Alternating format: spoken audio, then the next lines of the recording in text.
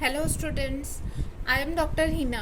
आज हम पढ़ने वाले हैं पावर के बारे में। As you all know, electric power, you can write it as P. Electric power in a circuit is the rate at which energy is being absorbed energy is being absorbed or produced within a circuit.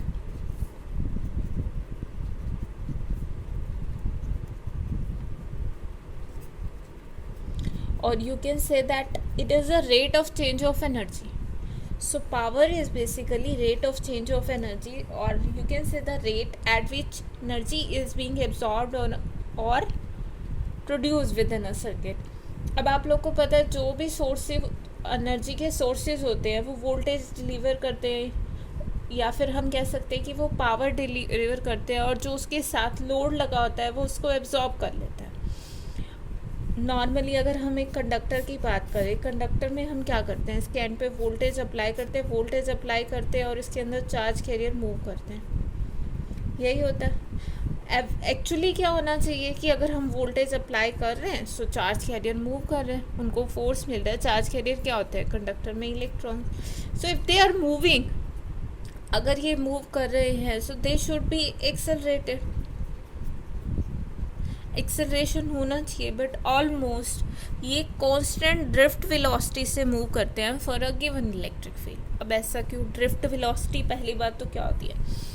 Drift means push या किसी चीज़ को धक्का देना। Drift velocity is the velocity with which these charge carriers are moving और drifted inside the conductor. अब यहाँ पे ये मूव कर रहे हैं। अब on the average charge carrier, यहाँ पे अगर हम कंडक्टर की बात करें, कंडक्टर के अंदर सिर्फ आपके इलेक्ट्रॉन्स ही तो नहीं है, वहाँ पे आयंस भी हैं, दूसरे चार्ज कैरियर भी हैं, नंबर ऑफ इलेक्ट्रॉन्स बहुत ज़्यादा है। तो जैसे ही इलेक्ट्रिक फील्ड लगाते हैं, सपोज कीजिए यहाँ पॉजिटिव है और यहाँ नेगेटिव है, इस तरह से नेगेटिव है तो ये इलेक्ट्रॉन को रिपेल करेगा, electron will moving towards positive. So इसके रास्ते में जो दूसरे इलेक्ट्रॉन आएंगे तो इनके साथ कोलिजन होता जाएगा। और साथ ही साथ खाली इलेक्ट्रॉन तो नहीं होता, हम पूरे के पूरे स्ट्रक्चर की बात करें तो ये क्या होते हैं? न्यूक्लियस, उसके बाद एटॉमिक शेल में आपके इलेक्ट्रॉन्स होते हैं। जो आउटर मोस्ट इलेक्ट्रॉन्स होते हैं आउटर मोस्ट शेल में, जिसको वैलेंस इलेक्ट्रॉन्स बोलते हैं, वो मूव करते हैं जब हम इलेक्ट्रिक फील्ड लगाते हैं। तो अब ये इलेक्ट्रॉन मूव कर रहे हैं, और ये जो रेस्ट ऑफ द थिंग है इसको हम ट्रीट करते हैं एज ए पॉजिटिव आयन। सो इसका कोलिजन इनके साथ भी होता है, आपस में भी कुछ कोलिजन हो रहा है, जिस वजह से क्या हो रहा है कि ये एक्सेलरेट ना होके कांस्टेंट ड्रिफ्ट वेलोसिटी से मूव कर रहे हैं, और ऑन द एवरेज की जो ड्रिफ्ट वेलोसिटी है इट बिकम्स स्टेडी।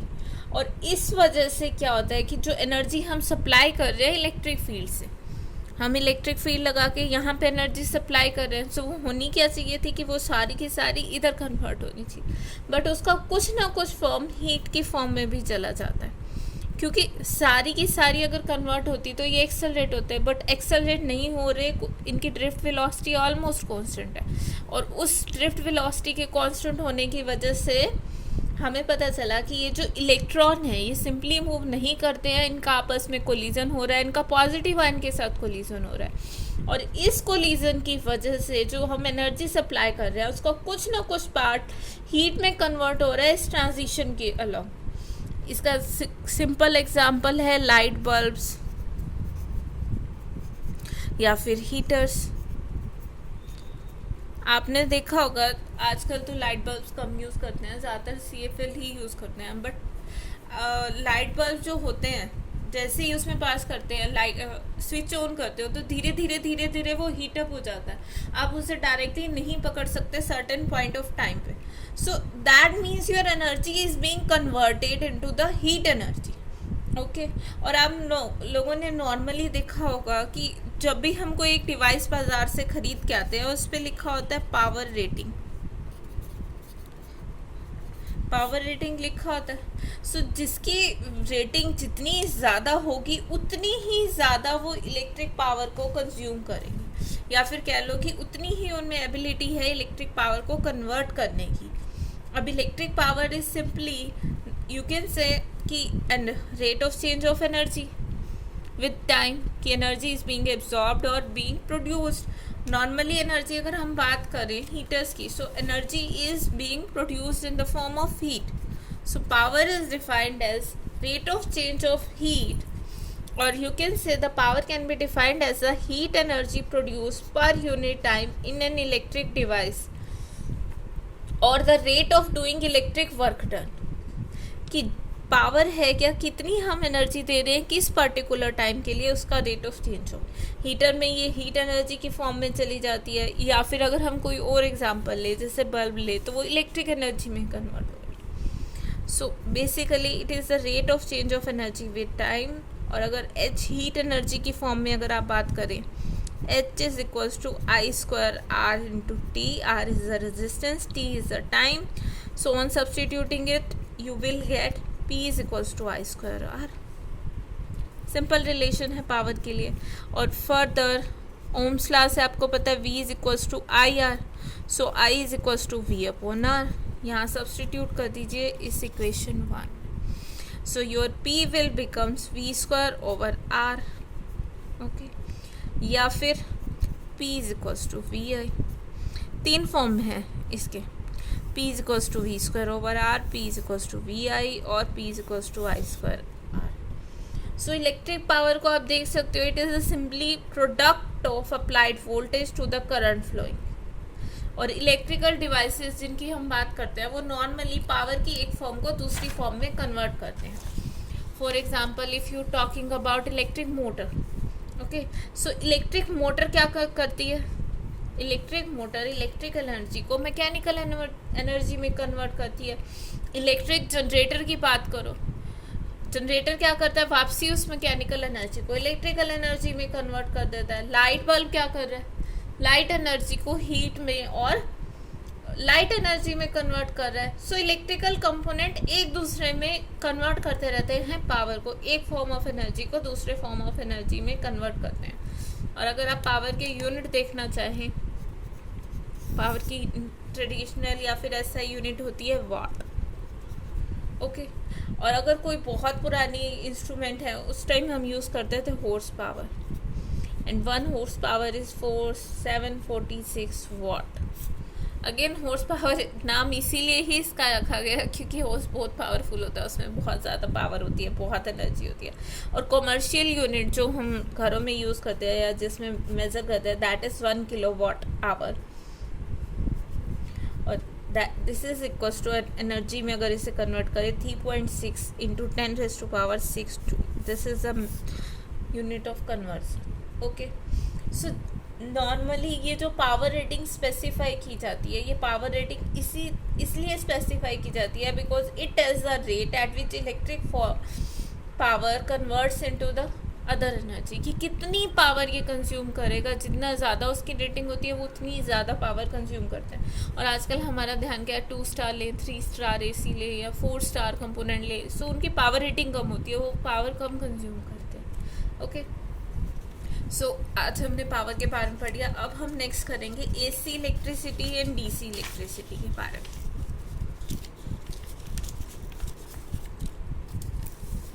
आप सबको बताइए AC क्या होता है, alternating current. AC electricity and DC electricity.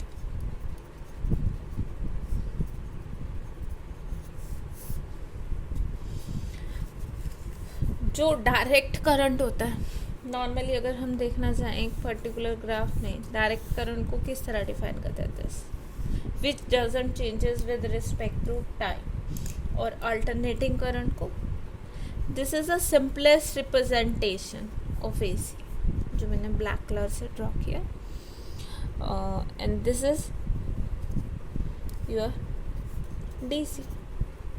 So DC direct current और अल्टरनेटिंग करंट में दिस इज वोल्टेज और करंट कुछ भी हो सकता है, and this is time X axis पे। So with respect to time जो कॉन्टिन्यूसली वेरी कर रहा है that is non as the your alternating current, और जो with respect to time fix रह रहा है that is known as your direct current. And your direct electricity was invented by, direct electricity उन्होंने ही बनाई थी जिन्होंने लाइट बल्ब बताया था. कौन थे वो? Thomas Alva Edison. Light bulb को कई बार एडिसन बल्ब भी कहते हैं ना. सो इन्होंने ही डायरेक्ट इलेक्ट्रिसिटी इन्वेंट की थी. And this is way earlier than the laws of electromagnetic induction. Electromagnetic induction के लॉज किसने दिए थे? Michael Faraday. सो इन्होंने बहुत पहले डायरेक्ट करंट को, डायरेक्ट इलेक्ट्रिसिटी इन्वेंट कर दी थी. उसके बाद बारी आई मिशेल फैराडे की. मिशेल फैराडे ने लॉज दिए थे इलेक्ट्रोमैग्नेटिक इंडक्शन के. और later in the 19th century Nikola Tesla ने, इन्होंने क्या इन्वेंट की थी? Alternating current. ओके. सो अब पहले जब तक डायरेक्ट करंट ही था, इलेक्ट्रिसिटी की एक ही फॉर्म थी, सो इट वाज इजियर कि जो भी अप्लायंस चल रहे थे या जो भी हम चीज़ें बना रहे थे जहाँ पे हमें एनर्जी कन्वर्ट करनी थी, तो वो डायरेक्ट पे ही बेस्ड थी क्योंकि अल्टरनेटिंग थी नहीं. उसके बाद मिशेल फैराडे ने लॉज ऑफ इलेक्ट्रोमैग्नेटिक इंडक्शन दिए, जिसे आप फैराडेज लॉज भी कहते हैं. Laws of electromagnetic induction, Faraday's laws. अब इस पे बेस करके निकोल टेस्ला ने क्या किया? ऑल्टरनेटिंग करंट वो करा. और 19th सेंचुरी में बिल्कुल एंड में दोनों के बीच में ऑलमोस्ट जाइंट वॉर हो गई थी, निकोल टेस्ला में और एल्वा एडिसन में. सो दोनों प्रूव करना चाहते थे कि जो हाउस होल्ड के लिए है, he said DC was superior, और ये कहते थे नहीं जी एसी सुपीरियर है, इसका यूज़ करो. सो दोनों में ये हो गया कि किसका हाउस होल्ड पर्पसेस के लिए, क्योंकि उससे पहले जो इलेक्ट्रिसिटी थी हाउस होल्ड तक नहीं आई थी बट घर तक पहुंचाने के लिए. तो ये था कि अगर इसका ट्रांसमिशन करना है तो डीसी का यूज़ करें या एसी का यूज़ करें. सो एडिसन जी कहते थे कि डीसी का यूज़ करो क्योंकि ज़्यादातर घर के अप्लायंस हैं वो डीसी पे चलते हैं. अगर आप रेफ्रिजरेटर की बात कर लो, टीवी की बात कर लो, तो ये सब जो चीज़ें हैं ये डायरेक्ट करंट तक पे चलती हैं. या वैसे भी डायरेक्ट करंट कहते हैं कि जो लाइट बल्ब है वो भी डायरेक्ट करंट पे काम कर रहा है. So what is the need? वो कहते हैं कि एसी क्यों देनी है, बट इसमें कुछ ना कुछ दिक्कत थी. क्या दिक्कत थी? कि अगर हम ट्रांसमिशन बहुत ज़्यादा करते हैं या पावर पहुंचानी है, सो इसमें लॉसेस बहुत ज़्यादा है डीसी में. It is no, DC is not efficient for long transmission. क्योंकि अगर हम हाई पावर की बात करें, अगर ये हाई पावर पे ट्रांसमिट करते हैं, सपोज कीजिए आप लोगों के घर में 220 वोल्ट आ रही है, इस पावर पे डीसी को ट्रांसफ़र करने के लिए बहुत ज़्यादा लाइन चाहिए और बहुत ज़्यादा लॉसेस हो जाते हैं. दूसरी बात, डीसी को स्टेप अप या स्टेप डाउन करना बहुत ईजी नहीं है, बहुत डिफ़िकल्ट रहता है. This is AC. और अगर हम डीसी की बात करें, डीसी को स्टेप अप या डाउन करने के लिए मीन स्टेप डाउन तो ये हो ही जाएगी क्योंकि इसमें बहुत ज़्यादा लॉसेस हो रहे हैं. अगर हम ट्रांसमिशन लाइन की बात करते हैं कि बहुत दूर जा रही है आपकी ट्रांसमिशन लाइन, सो डीसी में लॉसेस बहुत ज़्यादा थे. सो उस वजह से क्या हुआ कि लॉन्ग ट्रांसमिशन या जो रिमोट एरिया था वहाँ तक भी अगर हमें इलेक्ट्रिसिटी पहुँचानी है, then we need to shift on to the AC. सो हमें एसी की ज़रूरत पड़ी अल्टरनेटिव वोल्टेज की, ताकि डोमेस्टिक लेवल तक ये पहुँचाई जा सके. क्यों पहुँचाई जा सके, क्यों ज़रूरत थी पहुँचाने की? और दिक्कत इसमें सारी की सारी यही है कि इसमें लॉसेस बहुत ज़्यादा हो रहे थे, लॉसेस बहुत ज़्यादा हो रहे थे. और दूसरी बात, ये स्टेप जहाँ हम प्रोड्यूस करते हैं, जहाँ पे ये प्रोड्यूस होती है, तो इसकी वोल्टेज बहुत हाई रहती है. ठीक है, तो स्टेप डाउन करके भेज दिया, इसमें लॉसेस हो गए. पर रास्ते में अगर लॉस हो गए, अगर आप उसको कॉप अप करना चाह रहे हो, ट्रांसमिशन लाइन में लॉस है, so that is not easy, बहुत डिफ़िकल्ट रह जाता है. और दूसरी बात, आपको पता है कि अगर सेम वोल्टेज लेवल की बात करते हैं, at same voltage level DC is more dangerous. DC ज़्यादा डेंजरस है इन कंपैरिजन टू एसी.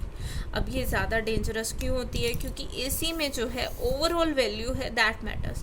और अगर पीक वैल्यू की बात करेंगे, so DC is your more dangerous for same value of voltage. सो इस वजह से भी हमने यूज़ नहीं किया था. और हाउस होल्ड ट्रांसमिशन के लिए कौन सी थे?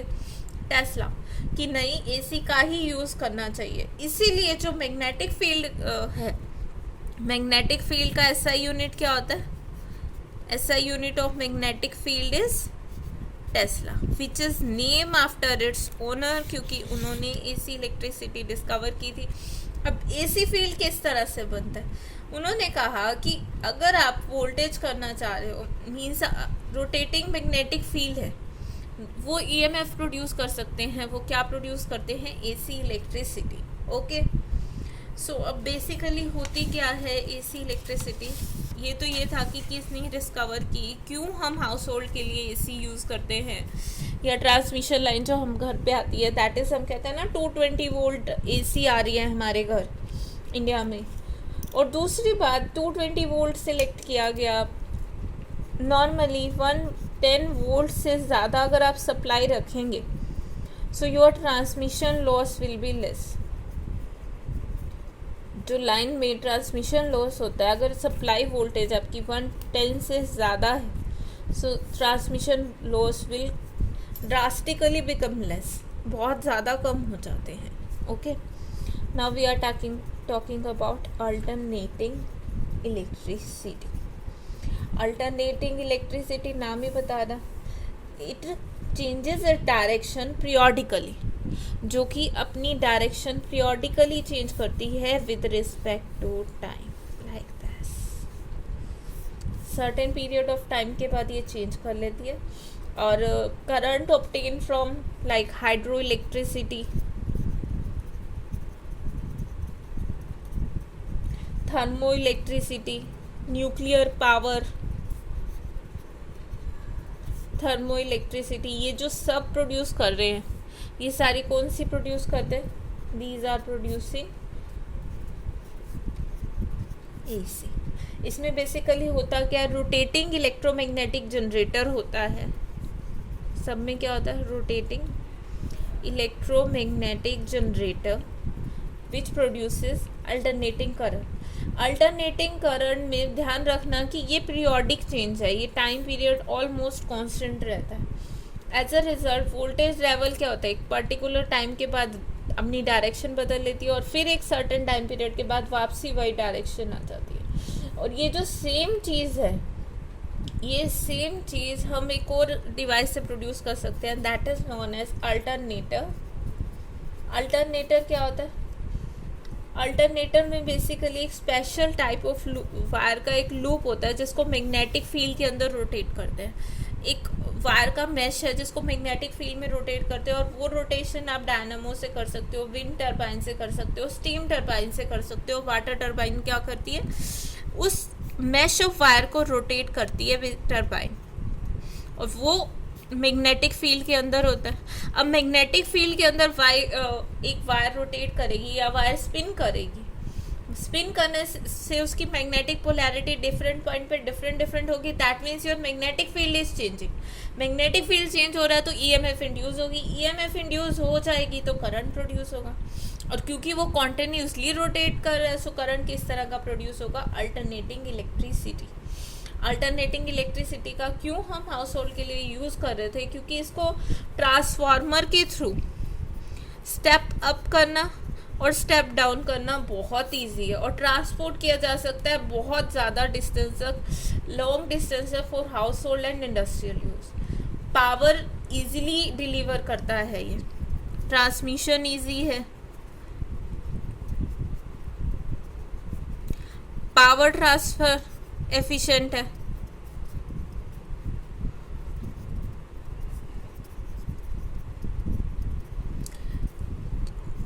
Easy and cheap to produce. और यही तो सब हमें चाहिए कि इजी रहे, चीप रहे, इसीलिए हम ज़्यादातर एसी का यूज़ करते हैं। ठीक है, बट अब बात आती है कि एसी की किस फॉर्म का ज़्यादातर यूज़ करते हैं। ज़्यादातर जो घर में आती है दैट इज़ साइनसोइडल टाइप, इसका यूज़ करते हैं। अनदर कॉमन फॉर्म की अगर हम बात करें, सो ट्रायंगुलर फॉर्म इस तरह से, this is also AC, sorry this is rectangular form. Triangular ये होती है इस तरह से, ये भी एसी की फॉर्म है। अब ये जो स्क्वायर वेव है या फिर रेक्टेंगुलर है, इसका यूज़ करते हैं डिजिटल एंड स्विचिंग एलिमेंट्स में, डिजिटल में। जहाँ हमें एक सर्टेन टाइम के लिए पल्स रिक्वायर्ड होता है। ये डिजिटल सर्किट्स वगैरह ये सब भी आप आगे पढ़ेंगे। और ट्रायंगुलर वेव फॉर्म का हम यूज़ करते हैं साउंड सिंथेसिस में, जहाँ पे एम्पलीफायर या वहाँ पे इसका यूज़ होता है, इस टाइप की एसी का। Okay, so this is the alternating electricity. Next जो हम पढ़ेंगे that is your direct electricity.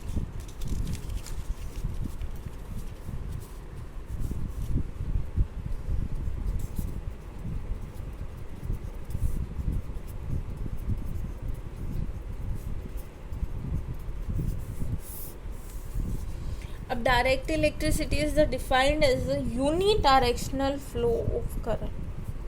वो अल्टरनेटिंग है जिसमें डायरेक्शन पीरियोडिकली चेंज होती है। This is unidirectional flow of current या फिर वोल्टेज कह लो। सो यूनिडायरेक्शन मीन्स एक ही डायरेक्शन में करंट जाता है। और डायरेक्ट इलेक्ट्रिसिटी हमें कहाँ कहाँ से मिलती है? We are getting it from batteries, cells. Battery और सेल क्या करते हैं? इलेक्ट्रोकेमिकल मीन्स का यूज़ करते हैं। इलेक्ट्रोकेमिकल मीन्स क्या होते हैं? देखो, जब हम बैटरी चार्ज कर रहे होते हैं, we are charging a battery, so we are ultimately converting electrical energy to किस में कन्वर्ट कर रहे हैं? Chemical energy. And in discharging, या फिर जब कह लो कि बैटरी यूज़ में होती है, तो ये केमिकल एनर्जी वापसी में किस में कन्वर्ट हो जाती है? इलेक्ट्रिकल एनर्जी में। Process will be reverse. Electrical energy chemical energy में कन्वर्ट होती है जब बैटरी चार्ज होती है, और डिस्चार्जिंग में केमिकल एनर्जी वापसी इलेक्ट्रिकल एनर्जी में कन्वर्ट हो जाती है।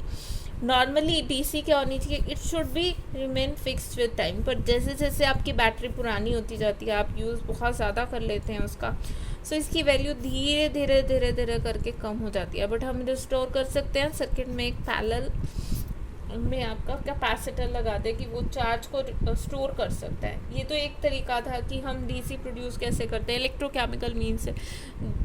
ये तो रिचार्जेबल बैटरी होगी, जो नॉर्मल जैसे सेल की बात करते हैं, घर में जो सेल है रिमोट में या टीवी में यूज़ करते हैं। सो उसमें इलेक्ट्रोकेमिकल रिएक्शन होती है, जिस वजह से आपकी electrical energy chemical energy electrical energy में कन्वर्ट होती है। सो this is the example of batteries जो आप यूज़ करते हैं इन्वर्टर में या उसमें, ठीक है। सो दोनों मीन्स हैं डायरेक्ट इलेक्ट्रिसिटी प्रोड्यूस करने के लिए। थर्ड तरीका होता है with the help of rectifiers and filters. ये क्या करते हैं? जो एसी आ रही है हमारे घरों में, एसी को कन्वर्ट कर देते हैं डीसी में। अब देखिए, एसी ट्रांसमिशन के लिए एसी है, सब कुछ ठीक है, बट जो हमारे अप्लायंस है, ज़्यादातर इलेक्ट्रिक अप्लायंस की बात करें, टीवी की बात करें, फ्रिज की बात करें, या आपका फ़ोन ही देख लो, ये सारे के सारे अप्लायंस किस पे काम करते हैं? डीसी पे, डायरेक्ट इलेक्ट्रिसिटी पे। So direct electricity is needed, but घर में आ रही है एसी, एसी को डीसी में कन्वर्ट करना है। So we need rectifier. और ये जो रेक्टिफायर है, ये जो फिल्टर है, ये सारे के सारे आपके अप्लायंस के अंदर ही लगे होते हैं। Okay, so flat screen TV, flash light, hybrid and electric vehicles, ये सब के सब किसका यूज़ करते हैं? डायरेक्ट इलेक्ट्रिसिटी का। इलेक्ट्रिक करंट अगर हम बात करते हैं डायरेक्ट इलेक्ट्रिसिटी में, it is a flow of charge particle. अगर हम डीसी अप्लाई करते हैं तो वो एक ही डायरेक्शन में इस तरह चलते जाते हैं। सो this is the unidirectional flow of current. Okay, so I hope आपको एसी और डीसी में बेसिक डिफरेंस समझ आ गया होगा। क्यों हमारे घरों में एसी आ रही है जबकि हमारे अप्लायंसेस में ज़्यादातर डीसी लग रही है, ये चीज़ भी क्लियर होगी। डीसी किस तरह हम प्रोड्यूस कर सकते हैं, डीसी होती क्या है, this thing is also clear to you. If you still having any doubt, you can post in the comment section. Okay students, so that's it for today.